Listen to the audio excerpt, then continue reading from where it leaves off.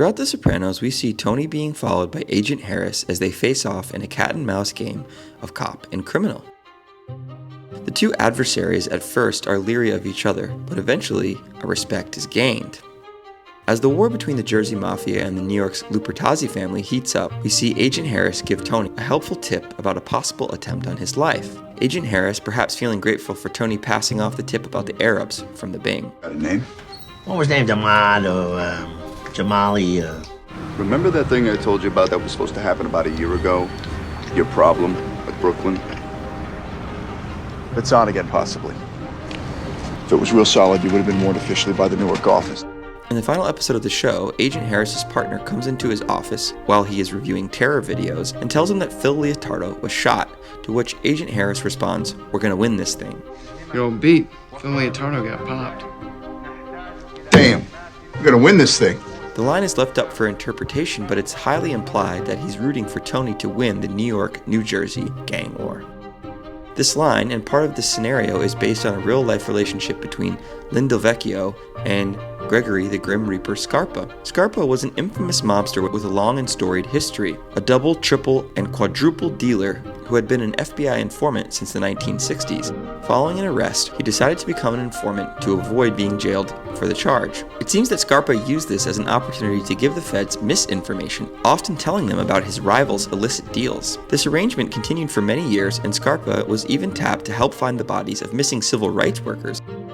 Eventually, agents running Scarpa retired, and Gregory and the FBI's relationship fell silent for a while. It was later rejuvenated in the 1980s when an up-and-coming FBI agent named Lynn Del Vecchio inquired with a retired agent about possible informants for use in the Colombo family, to which the agent showed him Scarpa. At first, Scarpa was cagey and wouldn't engage with Del Vecchio. As time went on, he began to open up and give information, with, I'm sure, some spin on it. Additionally, it's likely that Scarpa, ever the manipulator, decided that he may be able to manipulate Del Vecchio for his own benefit. It was rumored that, as much as Scarpa provided Del Vecchio with information, Del Vecchio also accepted small favors and gifts from the Grim Reaper. In one instance, Scarpa got Del Vecchio a hard-to-find Cabbage Patch doll. In other instances, Scarpa arranged for women to sleep with the FBI man. We see this mirrored in Agent Harris's relationship with the TSA agent. This relationship continued for a while before things really came to a head. In the early 1990s, the Colombo family fell into a bloody civil war. Carmine the Snake Persico, the long-serving boss, was in prison for the rest of his life and had been trying to save the family for his son, Alphonse Little Alley Boy Persico, who was also serving a weapons charge, but due to be released. The war is between two factions of the Colombos, one of New York's 5 organized crime families. One faction, loyal to Carmine Persico, the old boss, now serving 100 years in prison. The other faction, loyal to Vic Arena, the new boss, who has gone into hiding since the war began. The family was being held for him by Little Vic Arena. Arena decided he could do better and that the Persicos were not to be trusted with the future of the family. He tried to get the captains to vote the Persicos out of leadership and him into power. The plan backfired when one of the men told Carmine of Arena's plans to take over the family.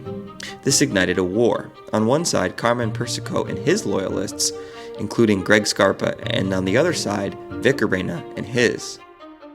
Bullets whizzed and bodies fell all over Brooklyn as the fighting became out of hand. Innocent people were caught up in the crossfire, and the FBI and police had to do something. Mass arrests and a general hassling of the Colombos and other mafia families had the New York Mafia in upheaval. In a desperate attempt to end the bloodshed, Del Vecchio began to lean on his favorite informant, Scarpa.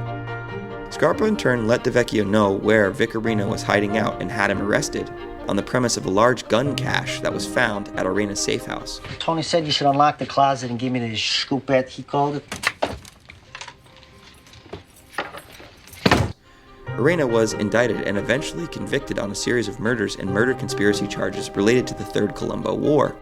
Here's where things get fishy. Arena claimed that the guns were planted at his hideout by Scarpa with cooperation from Del Vecchio. Additionally, it was claimed that Scarpa was given the location of his rivals in the war. In one particular hit, the murder of Nicky Black, Scarpa drove alongside Nicky's SUV and blasted him in the face with a shotgun, yelling, "This one's for Carmine," referring to the imprisoned family boss, Carmine Persico. Multiple calls traced back to a payphone in Oyster Bay, Long Island. What? Where's the phone at exactly? Gas station, most likely. Gas station? He's lambed out. He may not be able to put his hands on a clean cell phone. All right, listen, thanks. Really. All right. Get a 60-day supply of the platinum.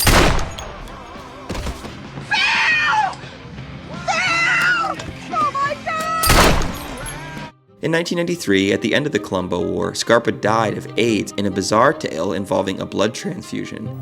Today, Gregory Scarpa is under house arrest and under 24-hour surveillance. He's facing 2 murder charges and a death sentence from AIDS. It's a killer. No question about it. It's a killer, and I accept it. Maybe I'll get lucky and get a heart attack and not die of the AIDS virus. Heart attack, bango. It's all over. By this time, Arena had been convicted and was going to jail. DeVecchio's colleagues began to believe that something shady had happened between him and Scarpa. After they walked into DeVecchio's office to inform him of the aforementioned Nicky Black murder, DeVecchio slammed his hand on the desk and declared, "We're gonna win this thing." Seen Metro News? No. Your old beat, Finley and Tardo got popped. Damn. We're gonna win this thing.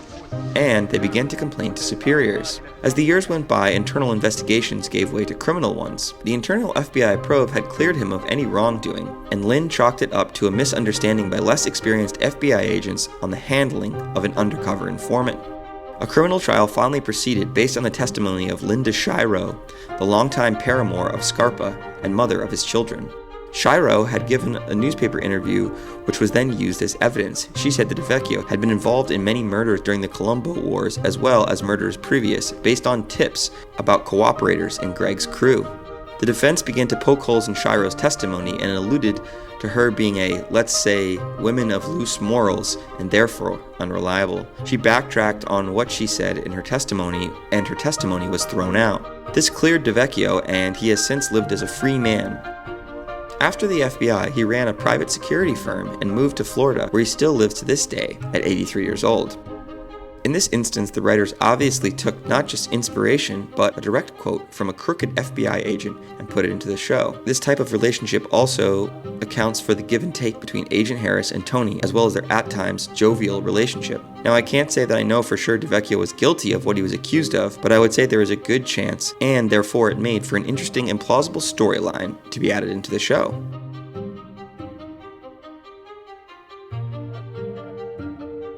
Arena's underboss, William Willie Fingers Catola, showed up at the grand jury followed by other Colombo soldiers.